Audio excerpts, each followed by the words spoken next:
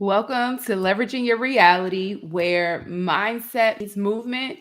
I'm Shavon Camper, your partner in growth as you become a healthier you, a healthier parent, a healthier spouse, and a healthier leader. I really try to come with you, say it all the time, real life conversations that I am having with clients. Today, I had an interesting conversation with a client around creative thinking. And her goal was to begin to think outside of the box. Like, I don't think outside of the box. I really want to become more of an outside of the box thinker so that I can begin to challenge myself to step out of my comfort zone, to grow.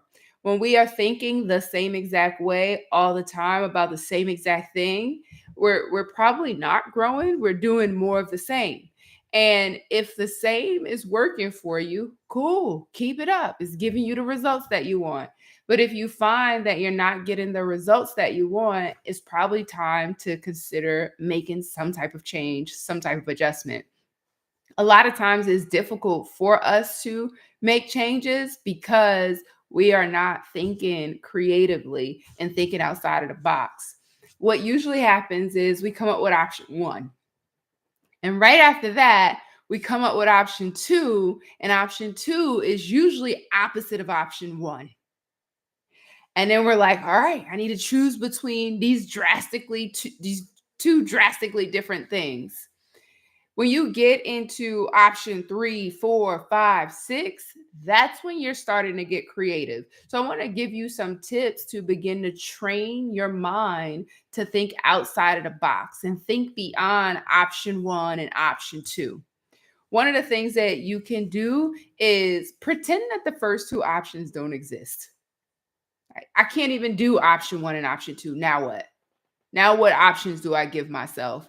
Another thing that you could do is allow yourself to say crazy ideas, because part of brainstorming and creative thinking is saying what comes top of mind.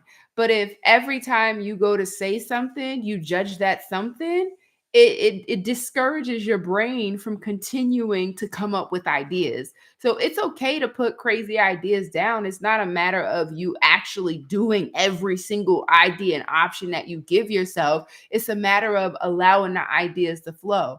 Because what can happen is the crazy idea could end up leading to another more realistic idea, and combined, they make something that can actually work. Another thing that you could do that's fun is thinking from other people's frame of mind.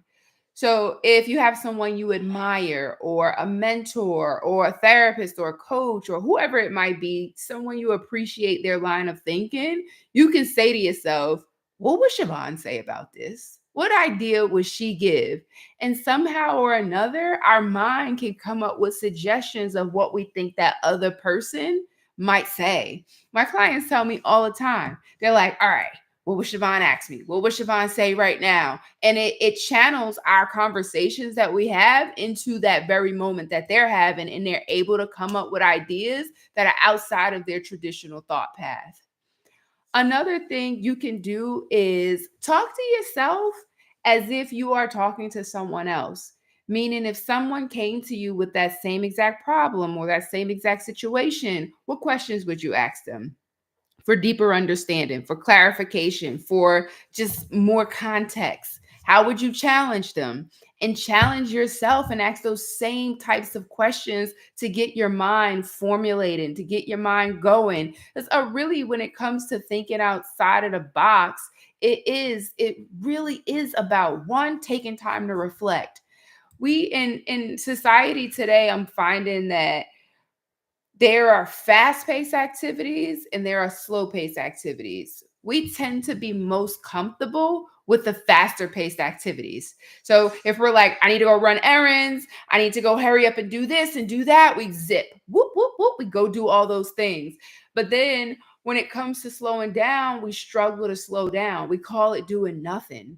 Reflection is one of those slow down activities where you sit with yourself, you think, you ponder about what has happened throughout the day. What could you have done differently? How can you handle a situation in a way that you've never handled it before. But if we're not taking time to slow down, then how do we actually spend time being creative and thinking outside of the box?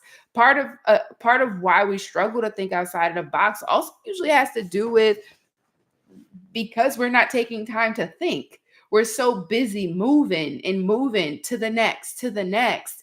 And if you're busy moving, the first two options is all you give yourself time to think about. So that's a big part of reflection. The analogy I like to use around this, I love me an analogy I like to use around this is speed limits.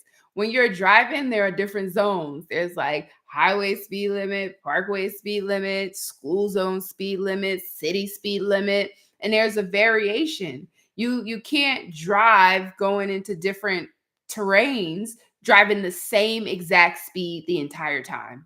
It's not possible because the speed limit changes. It's the same for our day. Our day should not be moving 100 miles per hour throughout the entire day. You're breaking the speed limit. If you constantly are moving at the same pace, whether it's super slow, super fast, there should be variations. There's some fast-paced activities that can happen. There are some slower paced activities can happen. Just make sure you have that variety because something like thinking outside of the box and thinking creative is a slower pace activity. People say, oh, I want to read more. That's a slower pace activity. You first have to be willing to slow your day down.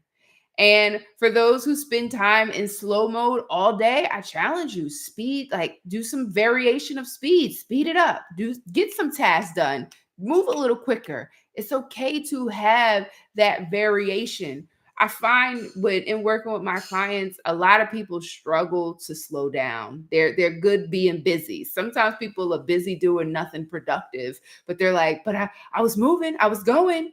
And it's like, yeah, but will those things make a difference toward where you're trying to go? And it is definitely a distinction between being busy, doing something that leads you in a direction that you want to be going, and being busy doing nothing. One more tip I want to give you about how to challenge yourself to think outside of the box, think creatively, is ask yourself, how could I? How could I? Brainstorm the options. How could I?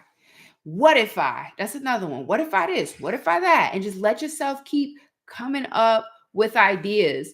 It's also cool to have a brainstorming partner. If you have somebody that you know they're good at coming up with ideas, call them with the problem. Like, hey, I have this situation and I want to come up with like 5 to 10 ideas on how it could be addressed. And I like that you think outside of the box. Help me think about this differently and challenge yourself to have that conversation with them, come up, see all the ideas.